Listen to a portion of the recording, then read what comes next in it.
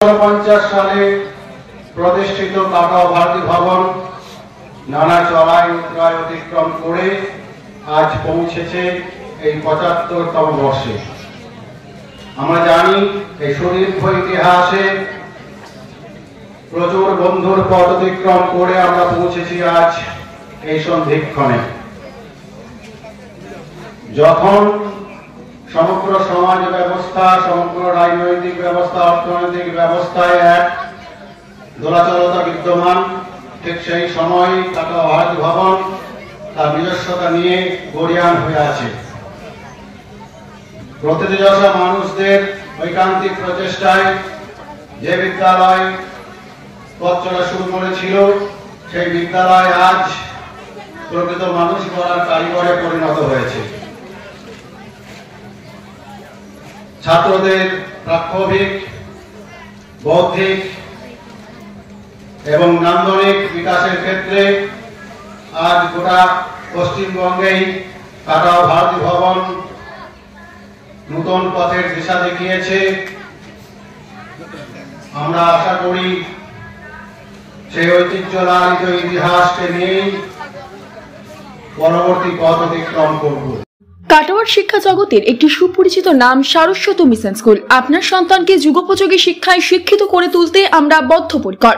পড়ুয়াদের বাংলা, ইংরেজি, হিন্দি তিনটি ভাষায় সাবলীল করে তুলতে ভাষা শিক্ষা, অঙ্কন, আবৃত্তি, কম্পিউটার শিক্ষা, সেই সঙ্গে শরীর চর্চার প্রশিক্ষণ প্রদান করা হয়। বর্তমানে 2024 শিক্ষাবর্ষে সীমিত সংখ্যক আসনে ভর্তির প্রক্রিয়া চলছে। আপনার সন্তানের উজ্জ্বল ভবিষ্যতের জন্য বেছে নিন Saraswat mission school. Saraswat mission school, ঠিকানা বিদ্যাসাগর পল্লী, সার্কাস ময়দান, কাটোয়া। একটা স্কুল এত সাকসেসফুলি আজকে 75 ইয়ার্স কমপ্লিট করছে, তার মানে হচ্ছে অনেক হাত এই স্কুলে লেগেছে আর সাকসেসফুলি এই স্কুলকে এখানে পর্যন্ত পৌঁছেছে। তো যারা প্রাক্তন শিক্ষিকা যাদেরকে হয়তো সবাইকে আমরা আজকে দেখতে পাচ্ছি না এখানে, কিন্তু ওরা এই স্কুলকে কত ভালো জায়গা এনেছে। আমি সব থেকে প্রথম ওদেরকে ধন্যবাদ জানাবো। আর সেকেন্ড আছে যে বাচ্চারা, ছাত্ররা, তো ওদেরকে একটা জিনিস বলবো, এটা গভর্নমেন্ট স্কুল আছে, গভর্নমেন্ট স্কুলে অনেক রেস্ট্রিকশন নিয়ে, লিমিটেশন নিয়ে চলতে হবে।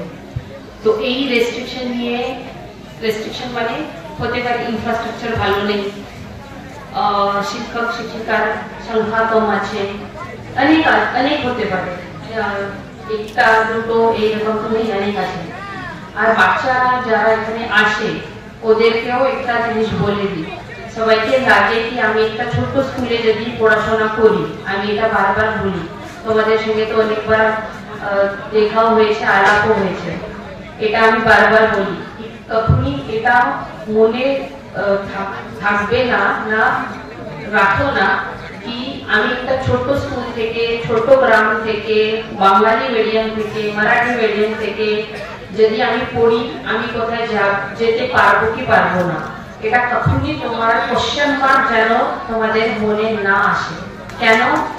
আমি একটা তোমাদের মতোই ছোট স্কুলে পড়েছি, যখন উনি পেয়েছেন তো আমার স্কুলের দিন মনে পড়লো, শীতকাল থাকো, উপর কত যে সূর্যের রোদে থাকো, বসতে হবে আর শুনতে হবে, তাই না? তো কিন্তু আর মাস্টার মশাই আসলে, আর কেউ প্রধান অতিথি আসলে লাগে এদের কখন শেষ হবে জানি না, তাই না?